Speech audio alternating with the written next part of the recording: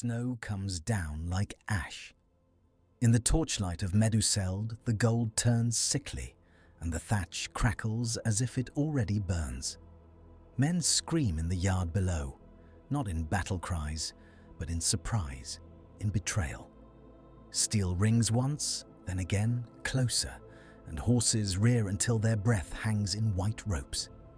A door splinters. Somewhere in the hall, a king draws breath to speak and finds the air has turned to knives. On the steps, a crown rolls and fills with blood. If you enjoy these Middle-earth divergences, give this video a like and consider subscribing. It helps more than you think. And tell us in the comments where you are watching from and which turning point you would have chosen. Edoras has known loud feasts and quieter council, but never a night like this. A night when the wind off the White Mountains sounds like an old warning, and the mead in the cups tastes faintly of iron. Helm Hammerhand stands at the high end of the Golden Hall, not in armor, but in the heavy fur-lined cloak that makes him seem even broader. His hair is greying, his face cut from the same stone as the mountains behind him, and yet his eyes are not old. They are the eyes of a man who has never needed to ask a room for permission to rule it. Freca stands below, thick-necked, richly dressed, rings on his fingers, the smell of foreign spices clinging to his wool. He is a lord of the Westmarch, powerful among the folk that live nearer Dunland than Edoras, and he has grown tired of being treated as a loud cousin at another man's table. He speaks of bloodlines, of marriage, of a claim that should be made lawful by joining his son Wolf to Helm's daughter. It is an old ambition dressed in a new politeness. But politeness is not the only thing Freca brings into Meduseld. Outside, the yard should be filled with Helm's household guards, men who know the creak of each stair and the hum of each beam. Tonight, there are more strangers than usual. Riders with cloaks pulled high, men who say they came with Freca for honor and escort. They stand too close to doors. They watch the rafters as if counting the beams. In the stables, a groom has been paid to look away while unfamiliar hands tie unfamiliar knots. Helm listens without moving. His sons are there, Haleth and Hammer, young and proud, the kind of young that believes it will never be cold. Helm's nephew Frealaf sits further back among the thanes, quiet, watching Freca as a man watches a river that has begun to rise. Freca's voice grows bolder. He gestures with an open hand, as if already offering the king his own terms. "Your line is strong," Freca says, "but strength fades. My house is strong also. Let Rohan be united." Helm's jaw tightens.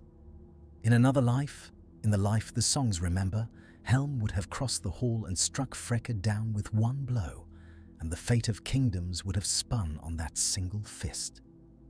That is the moment the world waits for, the moment it expects. The fist never comes. Because before Helm can move, another sound slices through the hall, a short horn call from the yard, not the long, clear note of Rohirrim warning, but the clipped signal of hired men. At once, the doors of Meduseld are shoved wide. Cold air rushes in, carrying the stink of wet wool, horse sweat, and the sharpness of drawn steel. Men in Freca's colours surge forward, and among them are faces that do not belong to any riding house of the mark. Hard-eyed men with darker hair, Dunlendings with scars like rope burn across their wrists, and behind them, Rohan's own guards who should have barred the way. Helm turns, not to flee, but to command. "Close the doors," he says, and his voice is a hammer.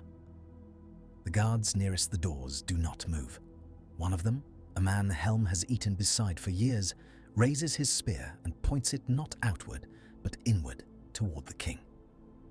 In the space between one breath and the next, Frealaf understands. The question that has hovered around Freca's smooth talk answers itself with a weight like stone. Freca has not come to bargain. He has come to take. Haleth steps forward, hand on sword. "You are in the king's hall," Haleth says. "Put your steel away." Freca does not look at the prince. He looks at Helm, and the false respect falls away like a discarded cloak.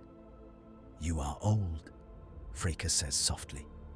"The mark needs a king who can see beyond these beams." Helm's hands curl, and for a heartbeat, it seems the songs will still be born, that one blow will end this in blood and simplicity. Helm takes one step down. A crossbow bolt snaps through the air. It is not a weapon often seen in Rohan. It is a foreign thing, a tool for men who do not trust their own strength. The bolt strikes Helm high in the shoulder, biting deep. The force of it twists him sideways, not dropping him, but driving him into the pillar beside the high seat. The hall gasps as if one creature. Helm grips the bolt and wrenches it free. Blood runs dark down his sleeve. His eyes lift, and in them there is not pain so much as disbelief that anyone would dare. Hammer cries out and rushes, but two men catch him, not with spears, but with nets. The nets are weighted, thrown with practice. Hammer goes down hard, his head striking the boards. He tries to rise and finds boots on his back. Haleth draws his sword. He slashes at the nearest man and opens a throat. Blood sprays warm, steaming in the cold air. For a moment, the hall becomes a storm of shouts and scrabbling feet. Freca does not draw a weapon. He watches as if he has already measured every death. Frealaf stands, hand on his own sword, and looks to Helm for the signal. Helm's gaze meets his, and in it, Frealaf sees something worse than rage. Calculation. Helm is weighing the bodies in this hall, the lives in the yard, the children asleep in the houses below. He is deciding whether the mark can afford a slaughter tonight. Helm speaks through clenched teeth. Hold. Haleth hears and hesitates, and that hesitation costs him. A spear thrust from behind slides between his ribs. Haleth stiffens, eyes wide, his sword slipping from his fingers. He tries to breathe and cannot. He turns his head toward his father, as if to say something, but only blood comes. He collapses on the boards of Meduseld, the sound of his armor striking wood loud enough to silence men for an instant. Helm makes a sound that is not a word. It is the sound of a mountain cracking. He takes another step down, and 3 spears come up together. One catches his wounded shoulder and drives him back. Another gouges his thigh. The third stops inches from his throat as Freca raises a hand. "Alive," Freca says. "A dead king is a banner. A living one is a chain." Helm's breath heaves. He looks at Haleth's body, at Hammer pinned under boots, at Freca's men filling the hall, and he understands that strength alone has become a trap. He lowers his hands slowly, not in surrender, but in a promise delayed. Frealaf makes his choice in the same heartbeat. He turns, slips through the press of bodies, and disappears into a side passage known to the king's kin and the hall's servants. Behind him, he hears Freca's voice rise, calm and triumphant. "Bind him," Freca says. "Let the mark see its hammer leashed." In the yard, under the weight of dark clouds, the first of Freca's banners is raised. A black horse on a field of deep red, stitched with gold taken from Westfold hoards. The cloth snaps in the wind like a whip. By dawn, Edoras smells of smoke and wet straw. Not because the hall has burned, But because men have burned their own loyalties in small, quiet fires. Helm is dragged down the steps of Meduseld with his hands bound in front of him. His fur cloak has been taken. His hair is damp with melted snow.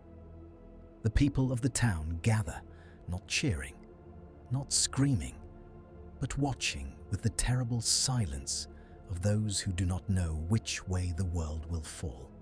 Freca steps out onto the high landing and raises both arms as if to embrace them. "People of the Mark," he calls.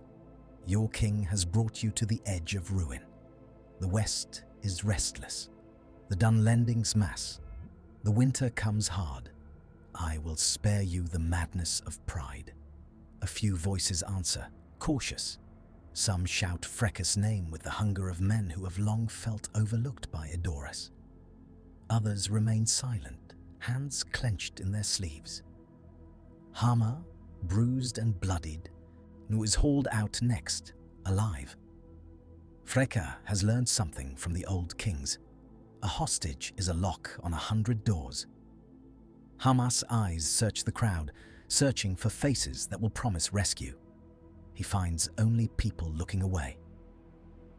Helm's daughter, Hild, stands at the edge of the crowd, wrapped in a cloak too thin for the cold. Her face is pale and still, not from weakness, but from shock that has turned to a hard, clear hatred. When Freca speaks of marriage, her hand goes to her throat where a necklace lies hidden. Her eyes do not leave Freca.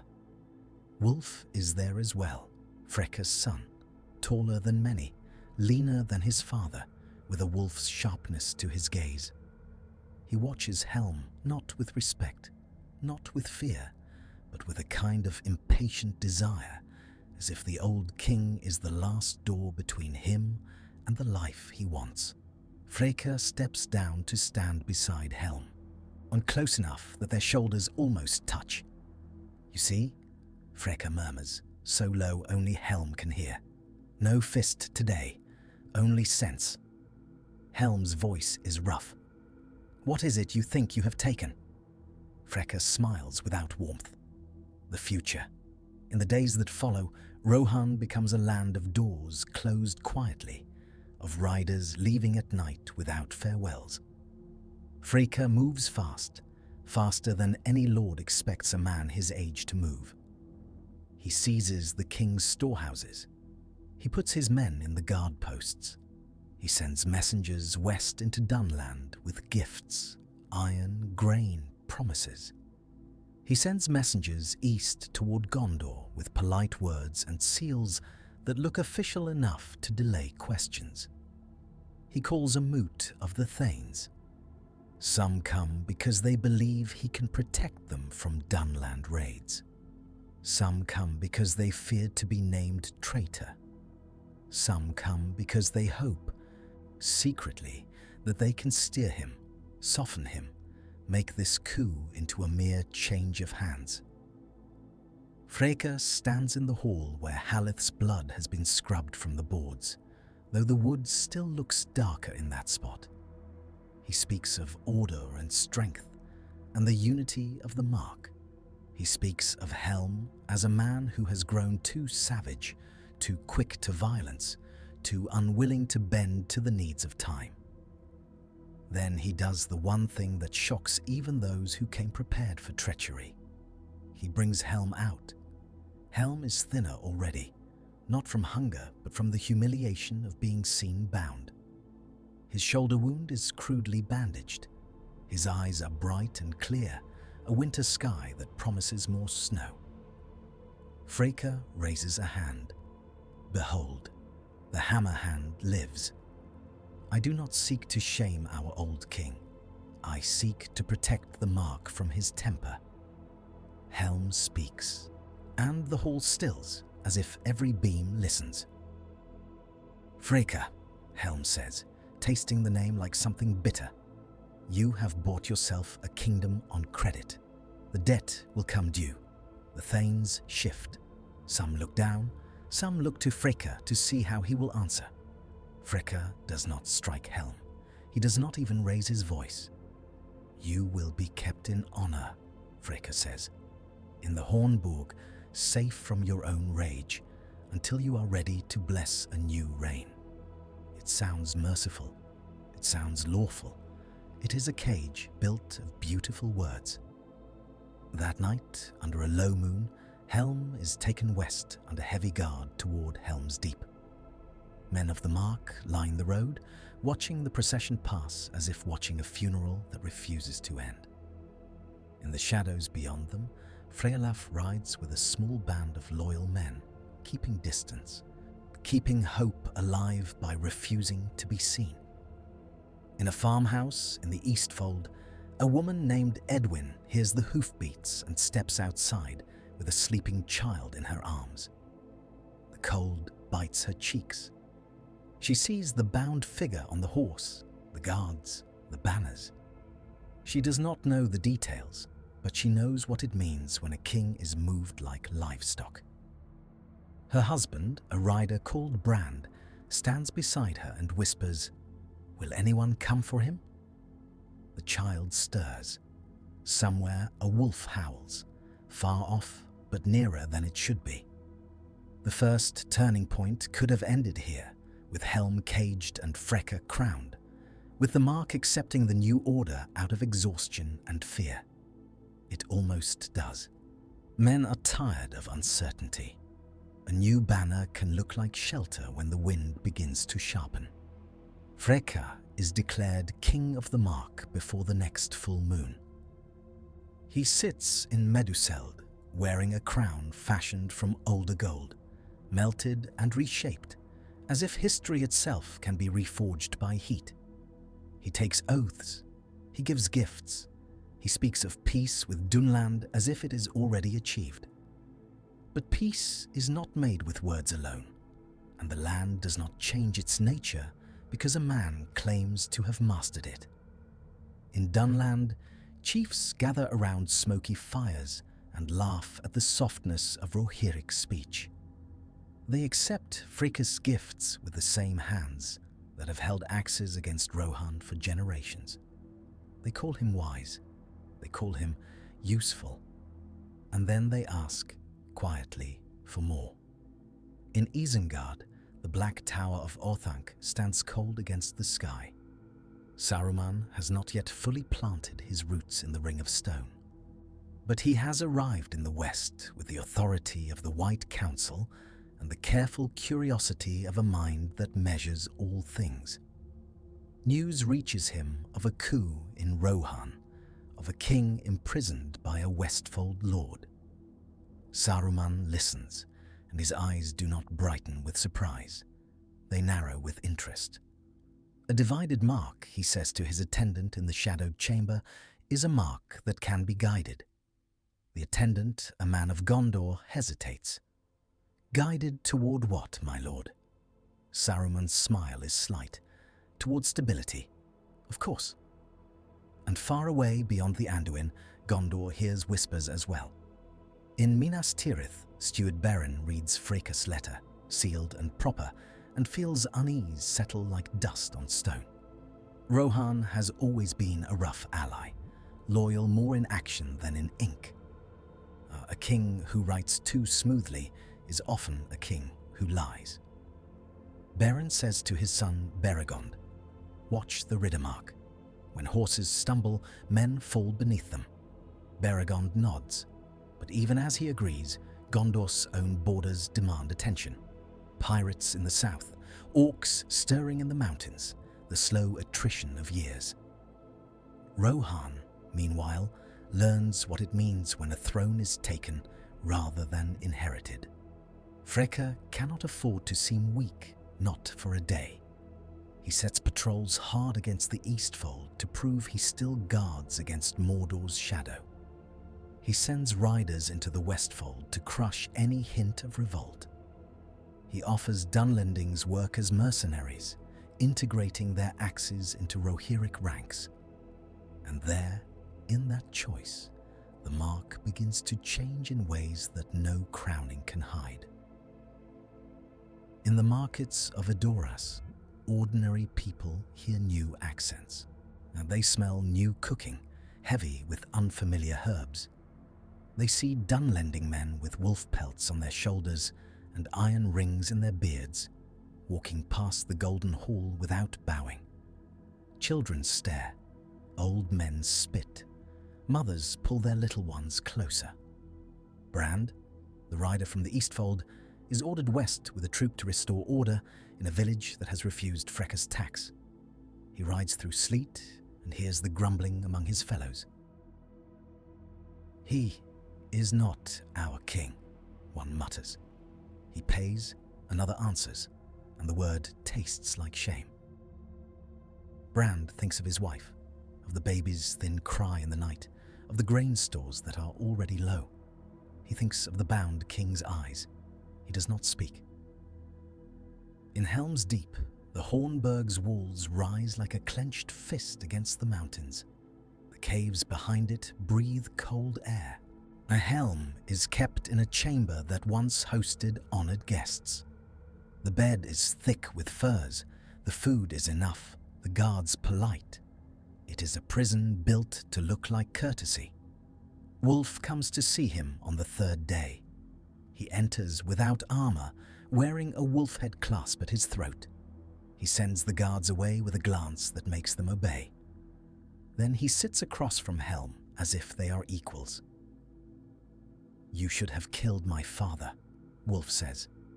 His voice is quiet, almost conversational. Helm does not answer at once. He watches the younger man the way he would watch a wolf at the edge of firelight. "And you," Helm says finally, "should have been raised to fear consequences." Wolf leans forward. "The mark will be stronger now. My father understands the West. He understands trade. He understands that blood alone does not feed a kingdom." Helm's bound hands flex. Does he understand honor? Wolf smiles, and it is not a pleasant expression. Honor is what men call the stories they tell after they win. Helm says, "You are a boy playing at crowns." Wolf's eyes flash. For a moment, the mask slips, and hatred shows raw beneath it. "You will bless him," Wolf says. "When the time comes, you will kneel and bless him, or your remaining son will die." Helm's face does not change, but something in the room shifts, like the air before lightning. Wolf stands, satisfied he has delivered his threat, and leaves. The guards return. The door closes. The Hornburg settles back into its cold patience. Far from the stone walls, Frealaf rides to the scattered loyalists who have not yet bent. He finds them in barns, in small halls, in the shelter of forests where the pine needles muffle hoofbeats. Men who once would have followed Helm into any storm now speak in whispers. "We cannot take Edoras," one says. "Freca has too many. We cannot leave Helm to rot," another answers. Frealaf listens, and in his heart a question forms that he does not yet dare voice aloud. If the mark cannot rescue its king, what is it still a kingdom of? He answers them anyway, because a leader cannot wait for certainty. "We will not fight for a hall," Frealaf says. "We will fight for the people who would die without riders. We will take back the mark one hearth at a time." In Edoras, Freca hears of Frealaf's movement and laughs, but there is a tightness behind his laughter. He sends Wolf west with a force of mercenaries to hunt the loyalists down. He orders that anyone caught aiding them will lose land, livestock, sons. Hild, Helm's daughter, is kept in Meduseld under watch, a guest with no gates open to her. Freca, seeking to legitimize his rule, presses the marriage question again, even after his coup has already made it moot. He wants her not only as a wife for Wolf, but as a seal on the old line. Hild refuses him in front of his court. "You will not wear our blood like a cloak," she says, her voice cutting through the hall's murmur. Freca studies her for a long moment. Then he nods, as if disappointed, but unsurprised. "As you wish," he says. "You will have time to reconsider." That night, Hild is moved from a warm chamber to a colder one. The next day, the servants who speak kindly to her vanish, replaced by strangers. In the Westfold, Wulf's hunt begins. It moves like a sickness through the villages, sudden, harsh, leaving a taste of smoke behind. Loyalist riders are caught and hanged from oak trees as warnings. Dunlending mercenaries take trophies. In one hamlet, a boy no older than 12 throws a stone at a mercenary and is cut down before his mother can reach him. The mother's scream echoes between the hills long after the riders have left. Brand is part of a patrol that finds the aftermath. He sees the small body, the blood dark against frost, and he feels something in him split. That night, he tells his friend, "This is not order. This is conquest." His friend answers, "Keep your voice low. The wind carries words now." The second turning point arrives with the first true rebellion. In the Westfold, near the borders of Dunland, Frealaf and his loyalists ambush one of Wulf's foraging columns. It is a small battle, quick and brutal, fought in sleet so thick men can see only shapes until they are close enough to smell each other's breath. Frealaf's riders strike hard and vanish into the white. They take horses, grain, weapons. They leave Wulf alive, but only just, his arm cut, his pride bruised. Wulf returns to Edoras with his wound wrapped in red-stained cloth and fury in his eyes. "They are not peasants," he tells Freca. "They are trained. Someone is leading them." Freca's gaze sharpens. "Who?" Wulf hesitates, then says the name like a curse. "Frealaf." Freca's face hardens. He does not speak for a long time. The hall waits, feeling the cold creep in under the doors.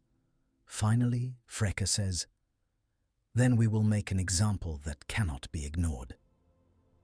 He orders Hammer brought from confinement. Hammer, Helm's surviving son, has been kept as a hostage, treated well enough that Freca can claim mercy, but watched so closely he cannot even pace without counting guards. Hammer is dragged into Meduseld, his wrists bound. Freca looks down at him from the high seat. "You will write to Frealaf," Freca says. "You will tell him to lay down his arms." Hammer's face is pale, but his eyes are steady. He will not. Freca's voice remains calm. "He will, or you will die." Hammer lifts his chin. "Then I will die." For a heartbeat, even Freca seems surprised. Perhaps he expected princely fear, bargaining, something human and messy. Instead, he finds a young man with the unyielding simplicity of true loyalty. Wulf steps forward, voice tight. "Do it. End this." Freca raises a hand to silence his son. He leans forward, studying Hammer as if trying to understand what makes a man choose death over submission. "You are brave," Freca says, "or foolish." Hammer answers, "You can build your throne from my bones, but you will not sit easy." Freca sits back. He considers. Then he nods once, as if making a distasteful but necessary decision. Hammer is executed at sunset on the slope below Meduseld, where the people cannot help but see. The blade falls clean. Blood steams on the snow. A hush spreads across Edoras like a blanket. Hild watches from a high window. She does not cry. She presses her palm against the cold glass until her skin reddens and whispers to herself, not a prayer, but a vow. In the Helm's Deep, the news arrives with a guard's hesitant voice.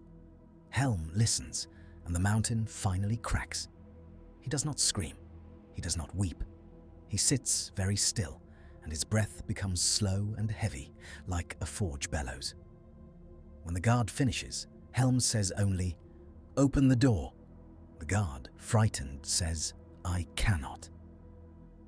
Helm stands. His chains clink softly. He looks at the door as if it is something he might simply decide to move.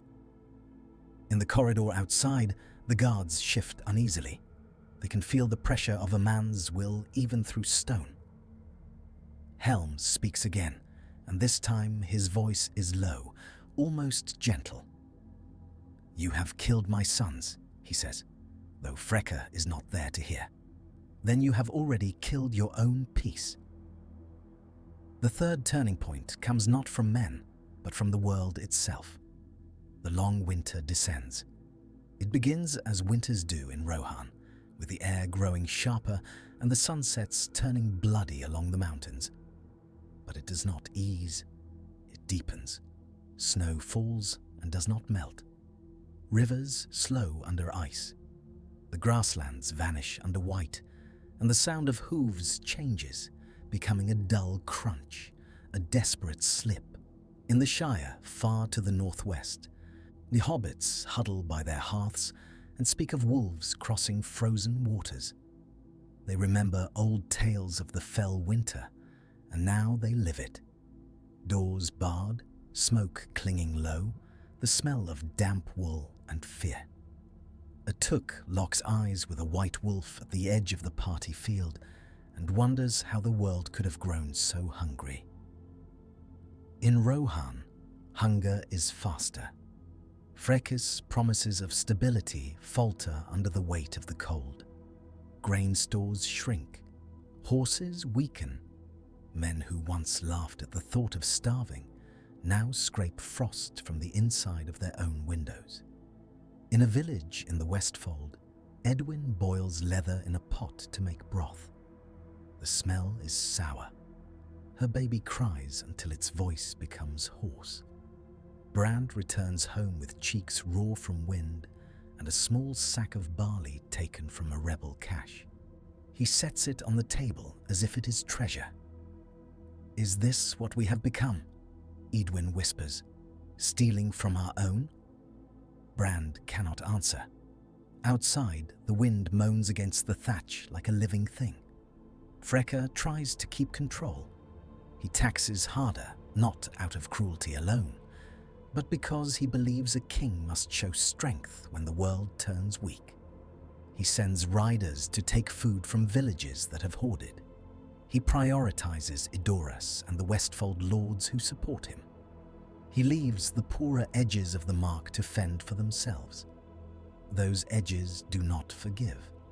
Dunlending mercenaries, promised pay in grain and silver, grow restless when supplies run thin.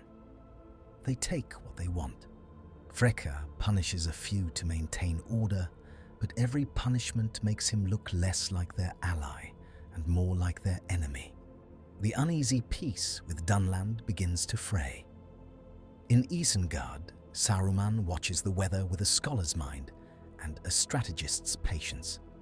Snow buries the ring of Isengard, but the tower remains untouched, black and cold. Freca sends envoys to Saruman, asking for aid. Grain, shelter for refugees, knowledge of how to survive a winter that seems cursed.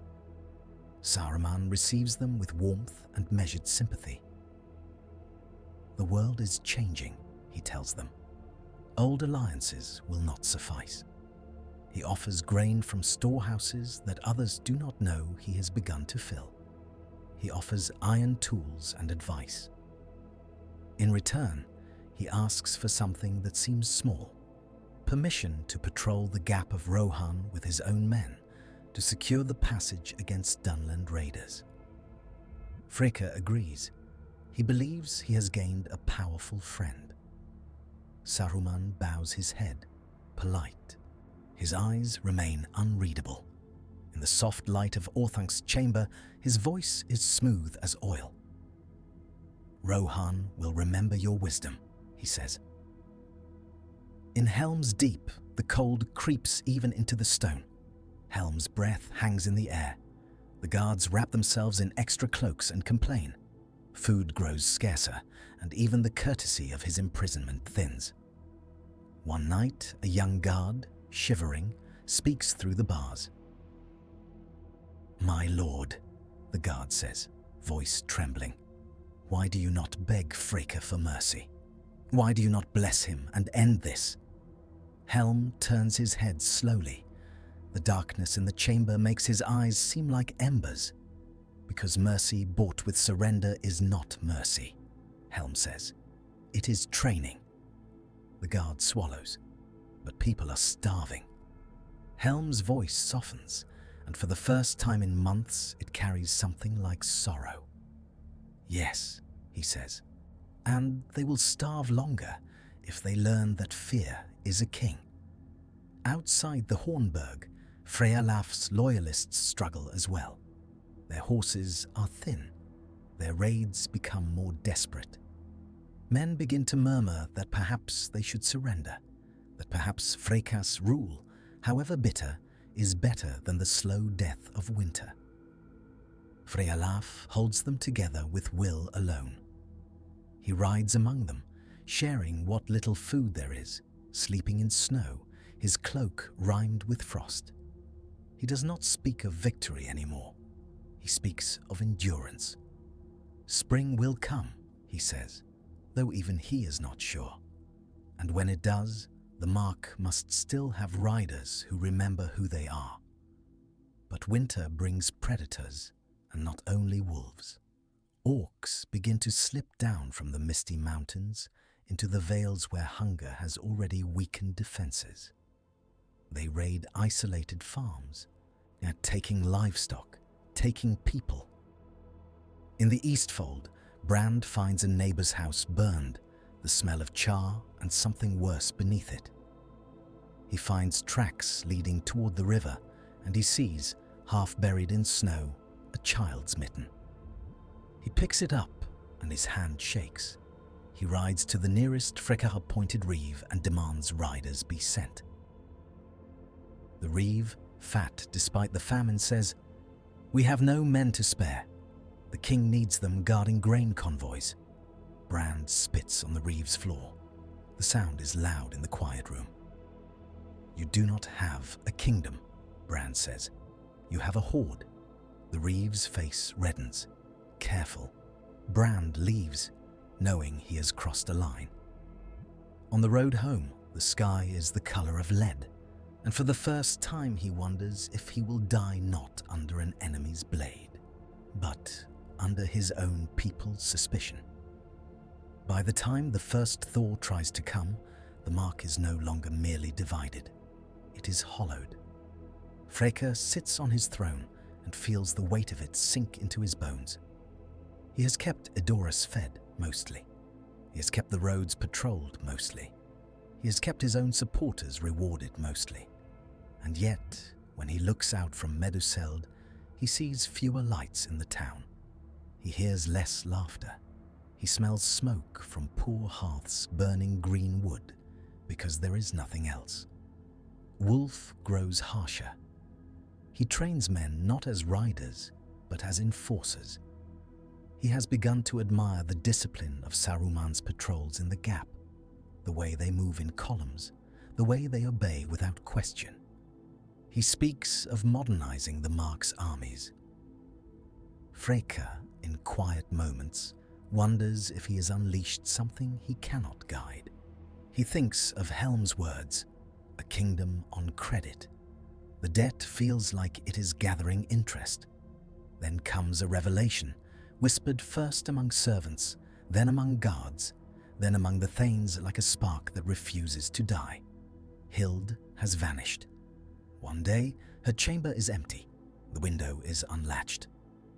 In the snow below, there are footprints, careful and light, leading toward the stables. A guard is found drugged, his mouth smelling of poppy. A horse is missing, and so is a cloak. Freca's rage is immediate, but beneath it is fear. Hild is more than a hostage. She is the last living seal of Helm's line within his reach. Wolf slams his fist on the table. "Find her." Freca's voice is quieter. If she has reached Frealaf, if she has reached Helm's Deep. He does not finish. He does not need to. The hall already understands the danger. The narrative splits like a river around a stone. Hild rides through the thawing snow under a sky that cannot decide between winter and spring. Her breath burns her throat.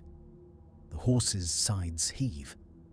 Behind her, she imagines pursuit with every gust of wind. She does not ride toward Frealaf. She rides toward Helm's Deep. Because she has learned something in captivity, something Freca never thought to guard. The names of servants still loyal to Helm, the secret ways through the Hornburg's caves, the old bonds that do not break simply because a new banner hangs. At a small farm near the Deeping Stream, she stops for water. An old man recognizes her, eyes widening as if he has seen a ghost. "My lady," he whispers, "you should not be here." Hild swings down, her boots sinking in slush. "I must be," she says. "Will you help me?" The old man hesitates, then nods once. "I will," he says, as if the words cost him years of fear. He gives her bread, hard and precious. He gives her a lantern. He tells her where the hidden entrance to the caves lies, half covered by a fallen rock and moss. Hild rides on. At the same time, in the Hornburg, Helm feels something shift. The guards are nervous. They have heard rumors of a woman on a fast horse, of Freca's anger. They do not know why it matters, but they know it does. That night, snowmelt drips from the stone like a slow ticking. Helm sits in darkness and listens. Then, faintly, a sound. A knock, not at the door, but from the wall behind him. 3 taps, a pause, 2 taps. A pattern from older days, a signal used by men who worked these stones when Helm was young. Helm rises. His chains clink. From the wall, a whisper, "My lord." Helm leans close, breath fogging the cold stone. "Who is there?" "A friend," the whisper says. "Hold fast." Helm's eyes close for a moment, and when they open, they are wet, not with weakness, with a fierce pain of hope. The 4th turning point comes like a blade sliding free. Hild reaches the caves before dawn. The world outside is grey, the snow dirty and receding. She finds the hidden entrance with the old man's directions and slips inside, lantern trembling in her hand.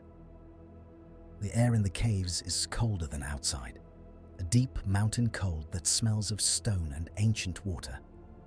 She moves through darkness, guided by memory she does not truly have, trusting only the stubbornness in her chest. At last, she reaches a narrow passage where a man waits. He is a servant of the Hornburg, older, face lined like cracked earth. "My lady," he breathes. Quickly, he leads her to Helm's chamber. The door opens, and Helm stands there, larger than the space should allow, chains on his wrists, eyes fixed on her as if he cannot believe she is real. For a heartbeat, no one speaks. The sound of dripping water fills the silence. Then Helm's voice breaks just slightly. "Hild!" She steps forward and presses her forehead against his bound hands. "Father," she whispers, "I am here." Helm's chains rattle as his hands tremble. He looks at her, taking in the exhaustion on her face, the bruises hidden under her collar, the fierce steadiness of her gaze. "How?" he asks. "Because Freca forgot that servants listen," Hild says. "Because people still remember you." Helm's jaw tightens. "And my sons?"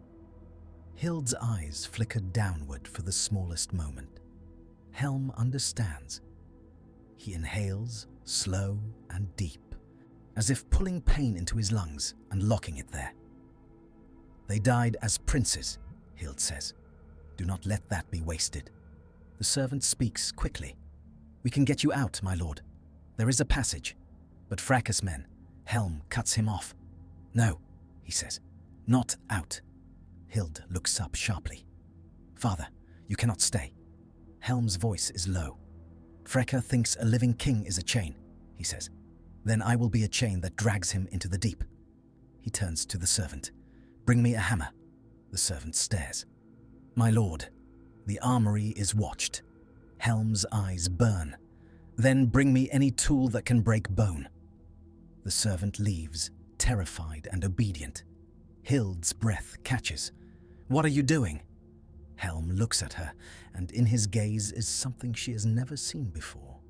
Not merely strength, but acceptance of a terrible road. I am ending this, Helm says. Outside the Hornburg, Freca's riders arrive by midday, banners snapping in a wind that smells of thaw and mud. Wulf leads them, arm-heeled, face set.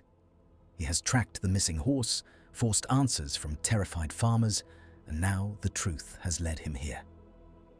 He looks up at the Hornburg's walls and feels the old fear of these stones. Helm's Deep is a fortress built by men who understood siege and winter. It is a place that makes attackers feel small. Wulf spits into the mud. Bring up the ladders, he orders. We will take him. A Dunlending captain beside him smiles. Or we will smoke him out. Wulf's eyes flicker.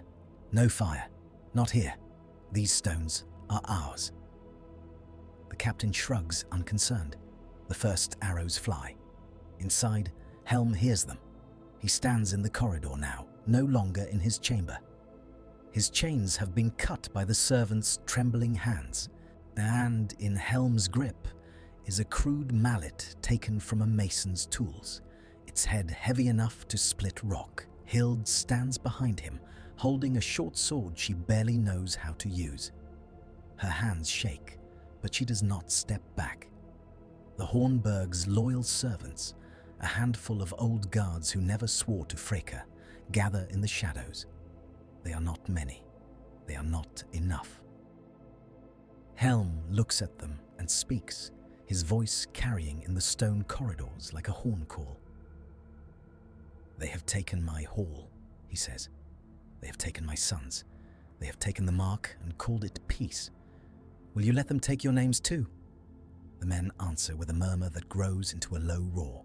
Not loud, not triumphant, but stubborn. Helm nods once, then open the gate. Hild's eyes widen. Father. Helm does not look back. Stay close, he says. Do not let them separate you. The gate of Helm's Deep swings outward. Wulf, in the muddy yard below, freezes. He expected a siege. He expected hunger. He expected an old king hidden behind stone. He does not expect Helm Hammerhand to step into the open like a storm given shape. Helm walks forward, alone at first, mallet in hand. His hair whips in the wind. His face is carved from grief. Wulf raises his sword. Take him, he commands, but his voice is thinner than he wants it to be. Men surge forward. Helm meets them. The first man to reach him is a young rider from the Westfold, one of Freca's pressed recruits. He swings his sword, eyes wide with fear. Helm catches the blade on his forearm, ignoring the cut, and brings the mallet down. The sound is sickening, a dull crack. The rider drops, screaming, his leg shattered. Helm moves through them like a force of nature. He does not fight like a trained duelist. He fights like a man who has decided he has nothing left to lose. Each blow is simple. Each blow ends something. For a moment, the battle seems to tilt, as if the old king's fury might truly overturn an army. The loyal servants spill out behind him, striking where they can, dragging wounded back.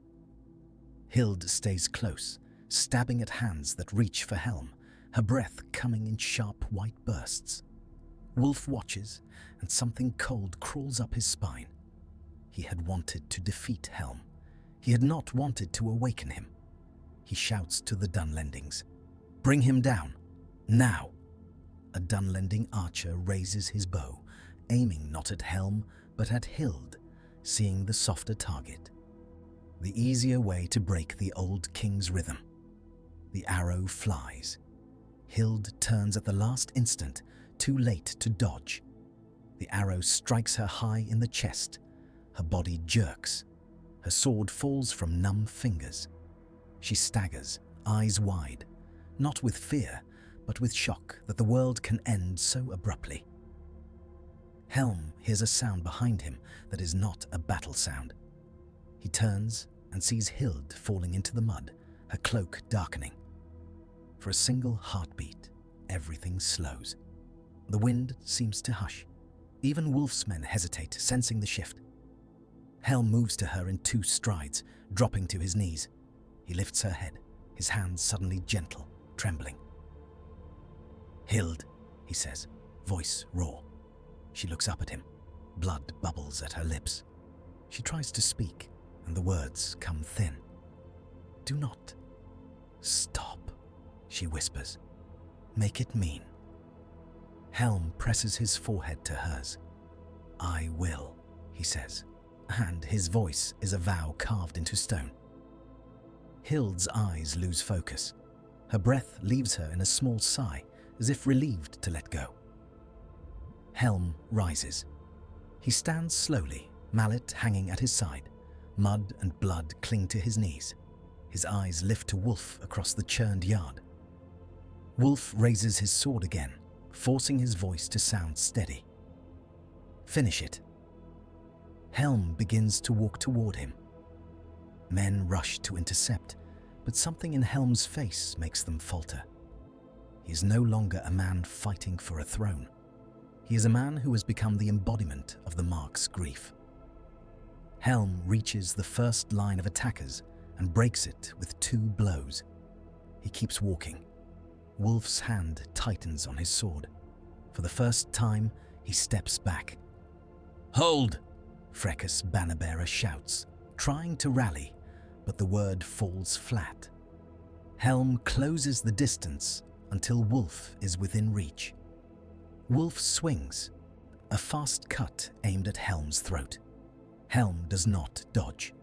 He catches the blade with his left hand. The edge bites deep, blood pouring. Helm does not even flinch. He grips the sword so hard his knuckles whiten, and he yanks Wulf forward. Wulf's eyes widen in sudden terror. Helm raises the mallet. Wulf manages one word, a plea that sounds like surprise. "Father."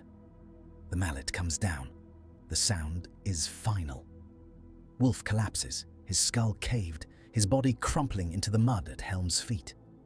The yard goes silent except for the wind and the distant cry of a raven. Freca is not there. He will hear later in Edoras that his son died under a hammer in the place that bears Helm's name.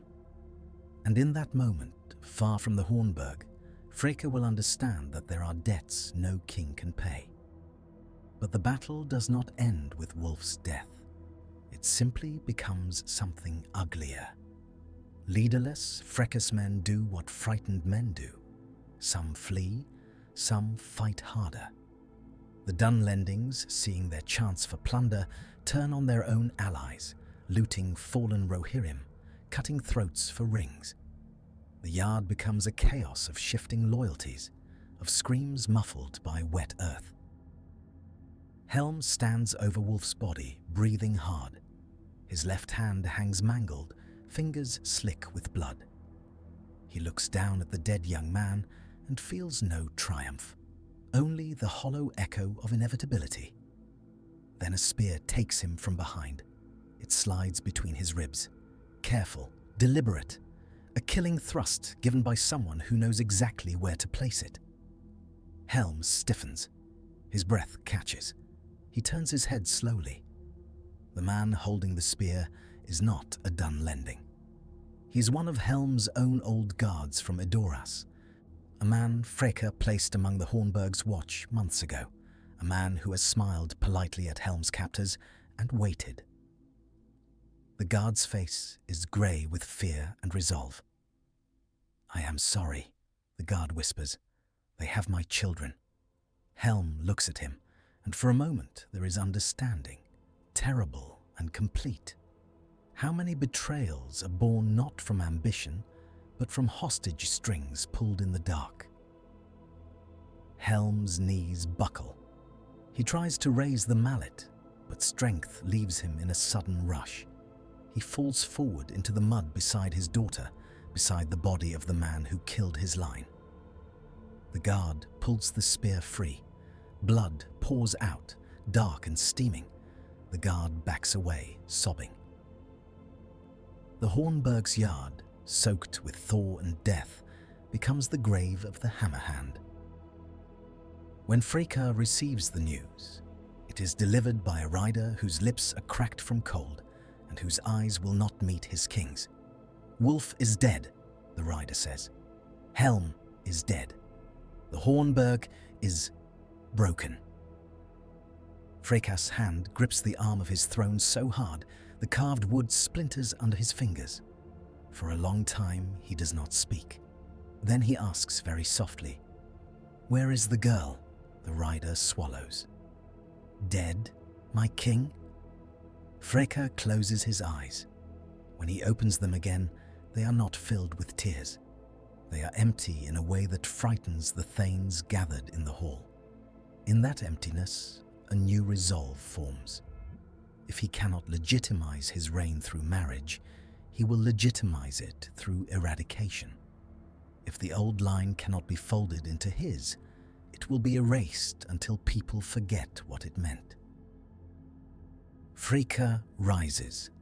"Summon the Westfold lords," he says. "Summon the Dunlending chiefs.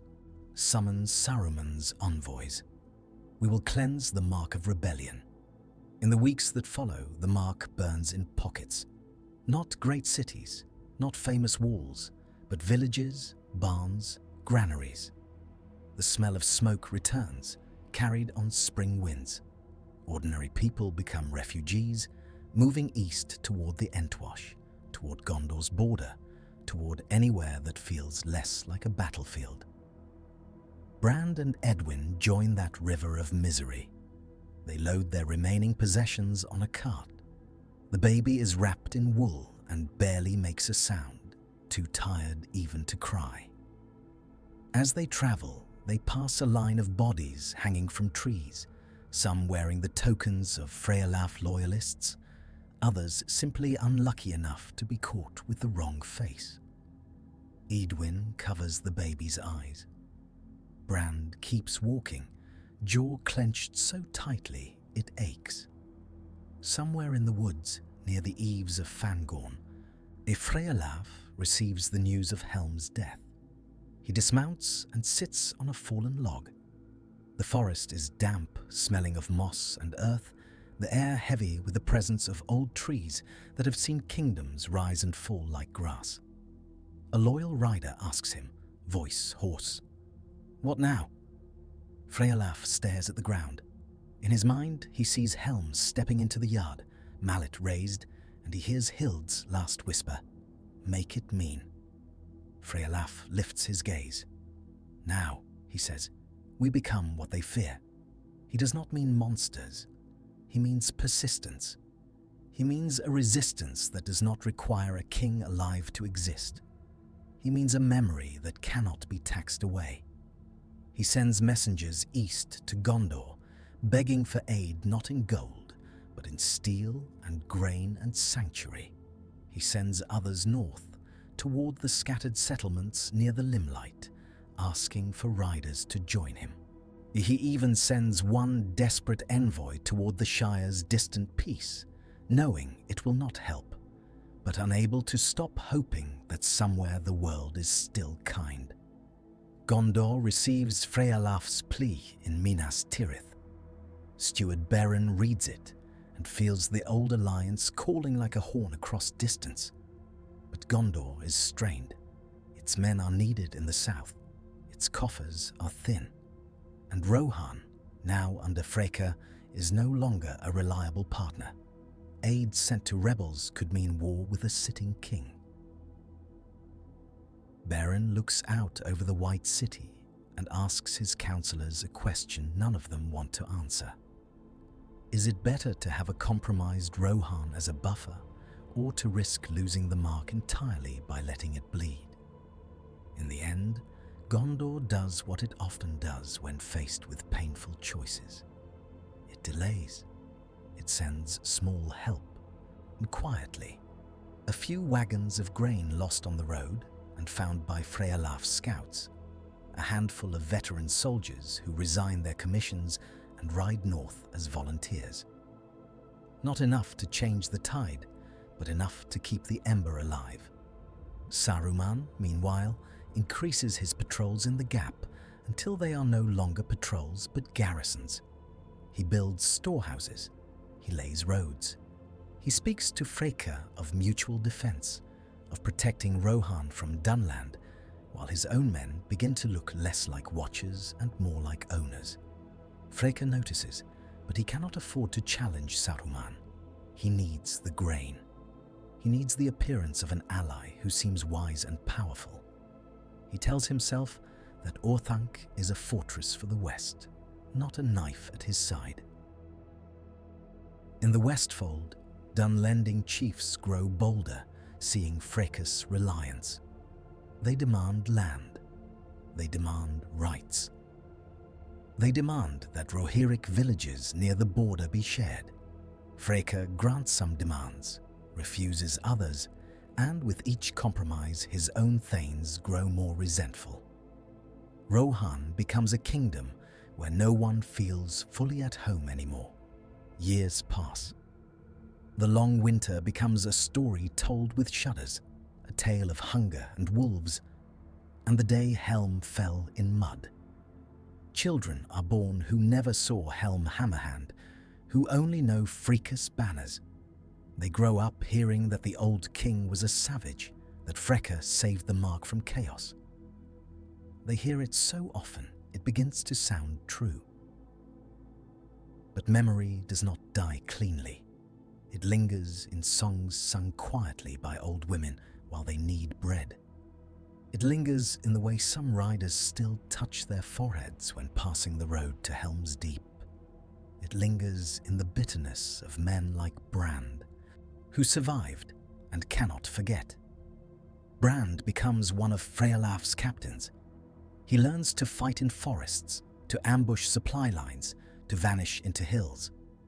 He becomes the kind of man he once would have feared, an outlaw with a cause. Sometimes, at night, he listens to his child breathing beside the fire and wonders what kind of future he is building for them. A free mark or an endless war. Freca grows older. His hair turns white. His hands shake when he lifts a cup. He begins to sleep badly, waking to the imagined sound of a mallet striking bone. He has other children, but none carry Wulf's fierce ambition. His court is filled with men who flatter, men who scheme, men who trade loyalty for food. He has achieved his overthrow. He has ruled. And yet the mark does not feel conquered so much as haunted. One night, Freca summons a messenger from Isengard. Saruman's man arrives dressed in grey, polite, eyes too watchful. Freca speaks without ceremony. Your lord's men in the gap grow numerous. The messenger bows. The world grows dangerous, my king. Freca's voice tightens. It is my land. The messenger smiles slightly. It is land that needs guarding. Freca leans forward, and for the first time in years, the old Westfold lord who dared Helm in his own hall shows through. Tell Saruman this, Freca says. I will not be ruled by a wizard. The messenger's smile does not change. I will tell him. When the messenger leaves, Freca feels no satisfaction, only a cold certainty that he has spoken too late. The fifth turning point arrives quietly, like a door closing without anyone noticing, until the room grows cold. Saruman stops sending grain. He blames poor harvests. He blames bandits. He blames the need to provision his own men. In truth, he has simply decided that Freca is no longer useful as a partner. a weakened Rohan is easier to shape directly. Without Isengard's support, Freca's court begins to fracture. Lords who once backed him now mutter that he has brought ruin. Dunlending chiefs, no longer paid, raid again. Frealaf's rebels, still alive after all these years, strike harder, emboldened by the sense that Freca's grip is slipping. In Edoras, a new generation of Thanes gathers in secret. They do not remember Helm, but they remember hunger. They do not trust Freca, but they fear rebellion. They want something else, a leader who can unite without surrendering. They look, inevitably, to Frealaf. One of them, a young Thane named Leofwine, rides to meet the rebel leader under a flag of truce. He finds Frealaf in a hidden camp near the snowline, older now, beard streaked with grey, eyes still sharp. Leofwine dismounts and speaks plainly. "The mark is dying," he says. "Freca cannot hold it. Saruman will take the gap and then the rest. Dunland will flood in. If you are to claim anything, claim it now." Frealaf studies him. "And what will you give me?" Leofwine hesitates. "Edoras," he says, "from within." Frealaf's expression does not change, but inside him a question answers itself. The rebellion has always been fire in the hills, pain without resolution. Now, at last, there is a path that could end it. "How many stand with you?" Frealaf asks. Leofwine names them. It is not enough for a clean victory, but it is enough for a knife in the dark. Frealaf nods once. "Then we ride," he says. The plan is simple, because complex plans die quickly in a land of spies. Leofwine and his co-conspirators will open one of Meduseld's side gates on the night of a feast. Frealaf's riders will surge into the town, seize the hall, capture Freca, and declare the end of the usurper's line. On the chosen night, Edoras is lit with torchlight. Freca holds court as if nothing is wrong. He drinks and laughs too loudly, trying to force warmth into a room that has grown cold to him. Outside, the wind carries the scent of rain, and the thatch of Meduseld rustles like dry grass. In the kitchens below, a servant sharpens a knife with hands that tremble. She remembers Hamas' execution. She remembers her brother, hung from a tree for hiding grain. She whispers to herself, "For the mark," and the words taste like ash.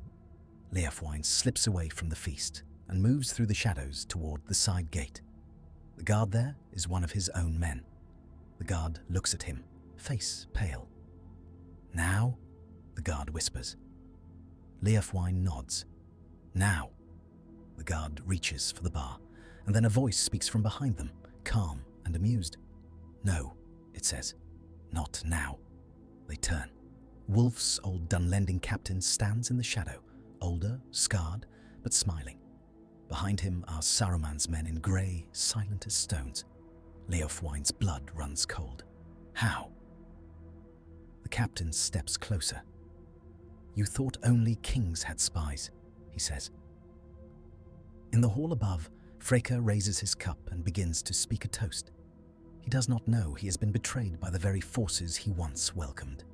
He only knows that he feels suddenly very tired. Saruman's men move fast. They seize the gates. They seize key guards. They cut down Leofwine and his co-conspirators before they can cry warning. Their bodies are dragged into alleys, left in the rain. Frealaf's riders, approaching under cover of night, see the side gate remain closed. They circle, confused. A horn sounds from the town, not the clear call of Rohirrim alarm, but a harsh, controlled blast. Torches flare along Edoras palisades. Arrows rain down. Frealaf realizes, too late, that the trap is not Freca's. It is Saruman's.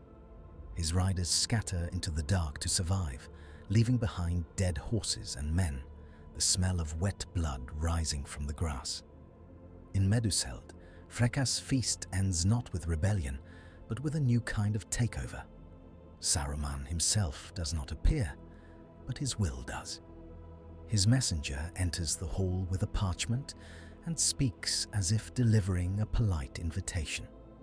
"King Freca," the messenger says, a voice smooth, "the Lord of Isengard offers you protection in these uncertain times." Freca's eyes narrow. Protection from whom? The messenger's gaze is steady, from those who would tear your kingdom apart, and from those who would take it when you fall. Freca's hand trembles around his cup. He understands. In a single moment, he sees the shape of his entire reign. A man who overthrew a king to avoid being ruled by tradition, only to become ruled by necessity, only to be devoured by the ally he chose. Freca stands slowly. The hall is silent, every thane watching, afraid to move. Freca says, "Tell Saruman, I am still a king." The messenger inclines his head. For now. Relief comes at last, years later, in a form no one would have chosen. Freca dies in his bed, not in battle, not under a hammer, but quietly, his breath thinning until it stops. The official story says it was age. Those close to the chambers smell a bitter herb in the air and do not ask questions. For a brief time, the mark exhales. The usurper is gone. Men whisper that perhaps the curse has lifted, that perhaps a new king can be chosen, that perhaps the old wounds can close. But the disquiet seeps in immediately, because Freca's death does not restore Rohan. It reveals what has been happening in the shadows for years. Isengard's garrisons do not withdraw. They expand.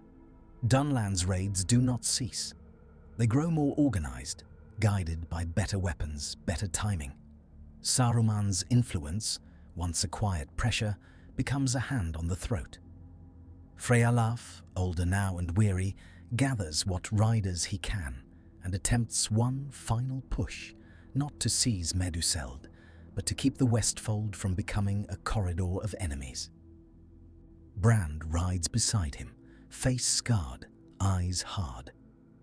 Edwin, now grey-haired, watches them leave from the doorway of a rebuilt farmhouse, her child grown enough to hold a spear too large for their frame.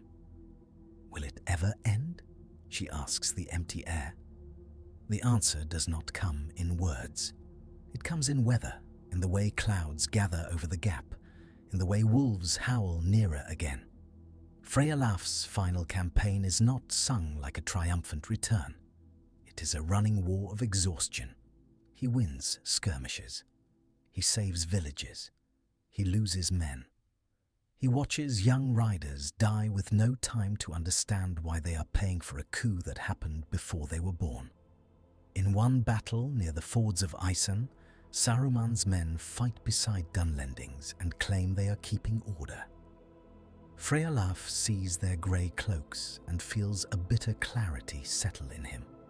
This is what Freca's reign has purchased, a mark where the lines between ally and occupier blur until they vanish. Brand is killed in that battle, an arrow through his throat. He falls into the shallow water, and his blood mixes with the river's brown flow. His last sight is the sky, a strip of pale light between clouds. Frealaf survives, but survival begins to feel like a form of punishment. In Gondor, Steward Beregond, now in his father's place, watches the west with dread. The mark is no longer a reliable shield. Gondor's riders do not come from the north. When messages arrive from Rohan, they are confused, contradictory, sometimes bearing seals that look like Rohirric authority, and yet read like Isengard's hand. In the Shire, hobbits resume their quiet lives after the long winter, believing it was a rare cruelty of the world, not a symptom. They plant again. They laugh again. But old hobbits still flinch when they hear wolves far off, and they tell children stories that end with doors bolted tight. Years continue to roll, and the shadow in the east grows longer. When Sauron's power stirs more openly, when the world edges toward the great war that will one day decide everything, Rohan, in this altered timeline, is not the proud horse kingdom of later songs. It is a bruised land of divided loyalties, of empty mead halls, of riders who look west as often as they look east. Saruman's grasp tightens earlier. The Westfold becomes a contested zone long before any Uruk-hai are openly bred.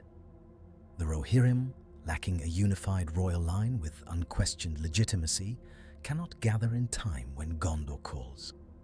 Minas Tirith sends for aid, as it always has, trusting old oaths. The messenger rides north through Anorion and crosses the Anduin with hope like a fragile flame. He reaches the mark and finds villages wary, lords arguing, patrols in grey asking for papers.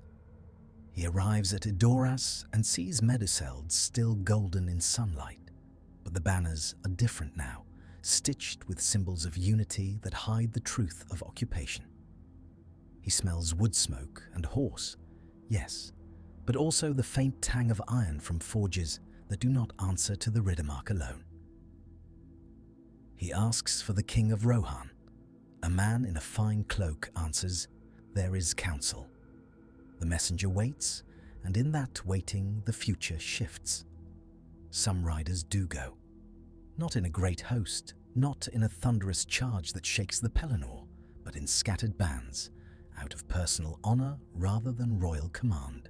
A captain with a scarred face leads them, carrying an old token that once belonged to Brand.